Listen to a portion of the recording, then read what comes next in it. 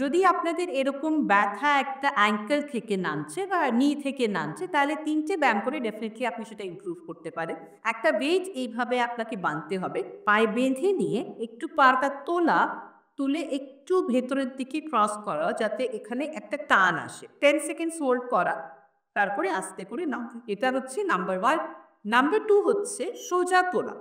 সোজা তোলা, পায়ের পাতাটা টান করা। লাস্ট এক্সারসাইজ সেটা হচ্ছে দাঁড়িয়ে যেটা আপনাকে করতে হবে সেটা হচ্ছে গিয়ে পায়ে অ্যাঙ্কেল উইক বাঁধা। এবারে আমরা পেছনের দিকে এটা তোলার চেষ্টা করছি।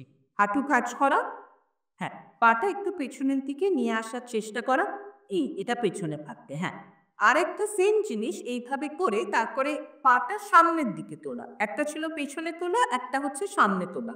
এই ৩-৪ টে ব্যায়াম যদি আপনারা রেগুলার করেন তাহলে কিন্তু যে ব্যথাটা স্ট্রেচটা নি থেকে নিচের দিকে নামছে সেটা কিন্তু অনেকটাই বেটার হয়ে যাবে। ডেফিনিটলি এটা আপনাদেরকে রিলিজ দেবে।